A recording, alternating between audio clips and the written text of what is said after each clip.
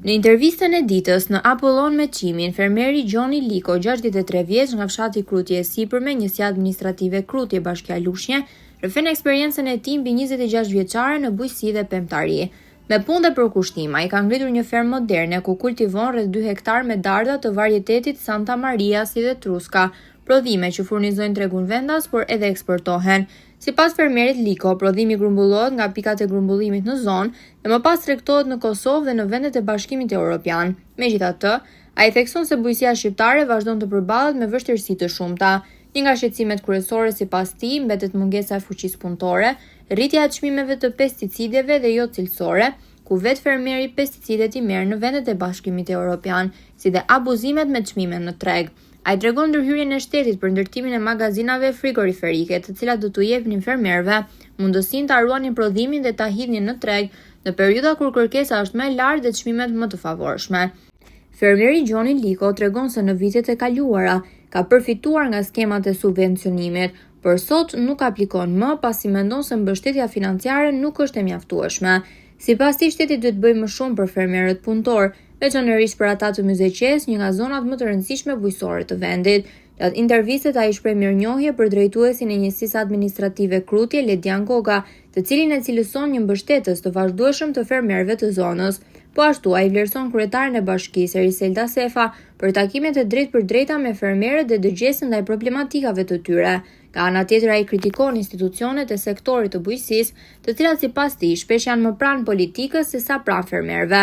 Në përfundim të intervistës në Apollon me Qimin me gazetarin Dreqim Gjoshi, fermeri Gjoni Liko shpreh se bujqësia mbetet shtylla kryesore e ekonomisë shqiptare dhe se nëse vendi synon artësimin e Bashkimit Evropian, fermerët duhet mbështeten me politika dhe subvencione të ngjashme me ato të vendeve të rajonit dhe Bashkimit Evropian. Unë kam rreth qysh nga viti 2000, 26 vjet që kultivojnë kulturën e darës, me një sipërfaqe konsiderueshme prej 2 hektar tokë.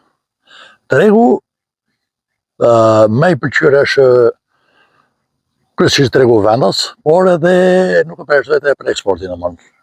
Kosova e ka kërkuar shumë dhe e trajtojmë shumë Kosovë. Këtë kulturë është një nga dardat më të pëlqyera në gjithë Europën kjo. Quhet Santa Maria, domethënë me një prodhim jashtëzakonisht të madh, edhe shumë cilësore. Kërkohet shumë domethënë edhe në Europë, kërkohet edhe Gjermania ka marrë këtu për eksport.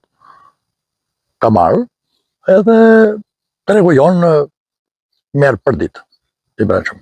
Është e vërtet për sa i përket mbjelljes sistemit vaditjes kam përfituar. Qysh atëherë kur i ka mbjell, i ka marrë. Solucionimin e ka marrë të zhvete, por tani unë nuk ka bërë aplikime. Kush ka nevojë që të punojnë, le të drejtohet punës, pa punë nuk vjen asgjë. Puna ishte ajo, sakrifica, me djers mund të arrijë çdo gjë. Pa punë nuk ka. A keni mungesë të krahut punës?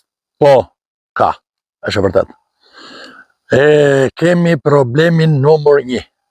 Domethënë krahun e punës. Është e vështirë për të gjetur krah pune se ka mungesë. Realisht ka mungesë.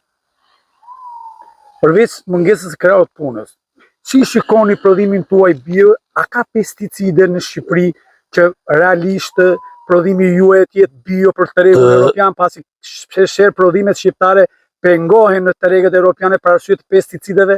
Të falenderoj shumë, më bëre një pyetje që më leçon shumë. Ne vuajmë shumë për sa i përket pesticideve në Shqipëri. Nuk kemi pesticide. Nuk kemi as specialista për të marrë informacionin e duhur. Jemi bërë vetë specialista, jemi bërë vetë mjek, për të shkuar drejt saj. Unë dardat time e kanë matur. E kanë matur në laborator dhe ka pasur 50% të normës lejuar. Më pak sa norma lejuar pesticide dhe këto. Por unë kryesisht plerat, pesticidet kam luftuar t'i marrë jashtë. Edhe do të luftoj prapë që t'i marrë jashtë shtetit, se ne këtu nuk kemi pesticide për të bërë një prodhim cilësor, të saktë, të pastër dhe shumë frutdens. Nuk e kemi. Të them drejtit, e ka shkurtur dorë shumë shteti. Unë jam pro shteti gjithmonë, por dora tyre e shkurtuar. e shkurtuar dhe nuk na ka shtysa. Pse nuk ka? Kjo dardh është dardh që qëndron në fervorifer. Sot në aktorisht nuk kemi asnjë fervorifer ta kontrollojë të dardh, vetëm tregun e brendshëm. Është gjuna ta hash sot të dardhët, pse të mos akush mos 10 orë, në janar, në shkurt, në mars të dardh. Kjo është dardh që të tjerët e marrin e fusin për fervoriferat dhe e trajtojnë më vonë. Ne shesim sot në treg se s'kemi magazina, s'kemi fervorifere, kjo është dorë e shtetit. Ja, kjo është ajo që unë nuk e ndjej dorën e shtetit. Shpeshherë fermerët e zonës Myzeqes janë njerëz më punëtor dhe gjithmonë kanë probleme në pikat grumulluese. A keni pasur një variant të tillë? Me pikat grumulluese unë nuk kam pas variante të tilla që më kanë penguar. Ato pikat që kanë marrë tek unë e ka çuar për eksport kryesisht në Kosovë, edhe në Gjermani, por më shumë në tregun e brendshëm. Nuk kam probleme në marrëdhënie me lekun, në marrëdhënie me faturat, marrëdhënie me këto të tjera nuk kam.